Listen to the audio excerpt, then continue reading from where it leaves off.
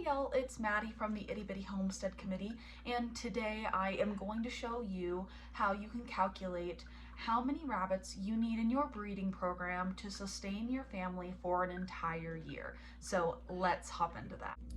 When Danny gifted me this whiteboard, I'm pretty sure he meant me to use it as a calendar and not for all of my homesteading videos. Good thing for him, I am creative and I come up with all kinds of things. So the first thing you want to do is decide how many times a week you want to have rabbit, which is our first column right here. And then you're going to times that number by the number of weeks in a year, which is 52. And then, depending on how many times you want to eat that rabbit, that's how many rabbits you're going to need to put in your freezer per year. For all intensive purposes, I'm going to say that one rabbit is equivalent to one meal. With that being said, a 5-pound rabbit feeds my family of 5 one meal. So if you only have 2 people in your family, you can probably make that rabbit last for at least 2 meals. So the next thing you want to do is figure out what kind of intensity you want to breed your does in a year. In a high intensity program, you're going to breed them around 12 times a year. In a moderate program, 6, and then in a low intensity program, only 4 times a year. I always guesstimate low on the amount of kits that are going to go into a freezer per litter. Most of my mamas are having around 10 to 12 kits, but I might keep a few of those, I might sell a few of those, so I always underestimate how many kits I'm going to put into the freezer. So 8 is my number. You can change it depending on your doe's average. Remember, this is kind of a rough guesstimate.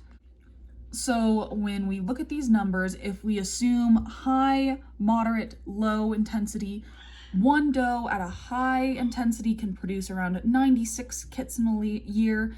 Moderate intensity is going to do about 48, and low intensity is about 32. This is where I keep my program at about a moderate intensity. And that's just because I want my does to last longer and I don't want to burn them out. My does will breed up until they're about 4 years of age. Most people that I've talked to in a high intensity program, they're switching their does out every year or so. So that's something to keep in mind. On a low intensity program, I don't necessarily recommend that because I find it to be a waste of cage space. But if you have a very small family and you don't need that much rabbit, like let's say you're only having rabbit once or twice in a week, that's also a really good option. So after you've figured out the intensity of your program, you know how many babies one doe will have in a year. So in this instance, for a moderate program, I know she's going to have 48. So one doe is going to give me 48 kits to put in the freezer. I'm going to use that number to divide by my total needed. So let's say I'm going to have Bunny 4 times a week, 208. So that's equivalent to my 4 right here, 208. How many I need, what each doe can give me divided is going to be 4.3 continued on for eternity, right? So what I'm going to do in my big brain energy is I'm going to round this number up. So I'm going to say that I need 5 does for my family in order to meet that 208 number. Because remember, you always want to round up just in case, not down. It's better to have too much meat in the freezer because you can always sell your extra kits, or you can have rabbit a little extra one week. So in this instance, I have my 5 does. I would pair this probably with $1. So $1 plus 5 does equals 6 rabbits in total.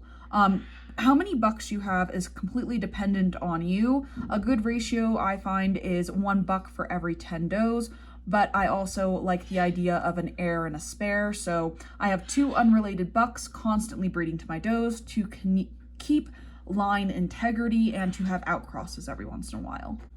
I'll give you another example just to give you an idea. Let's say I am a person who I only hunt to have rabbit twice a week, right?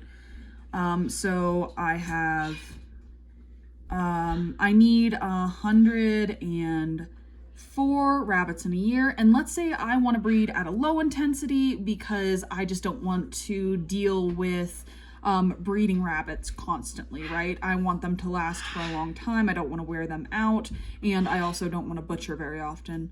I'm going to divide that by 32, and for that I'm going to equal 3.25 does. So I'm going to round this number up. So I'm going to need 4 does and my 1 buck to breed them. So I will have 5 in total.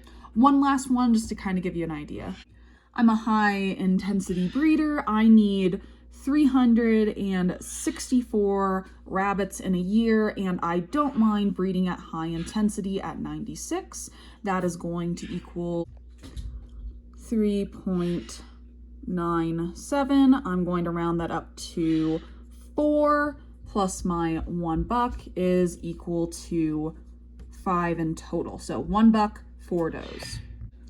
So for those of you who like formulas, you're going to, in your lovely parentheses on the side, consumption times per week multiplied by weeks in a year, which is divided then by your intensity times litter size. That's your formula, which equals your need divided by the amount of kits produced.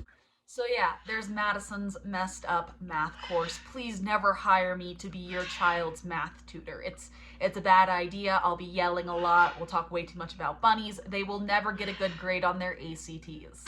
But in all seriousness, I am horrible at math, and hopefully you were able to understand this.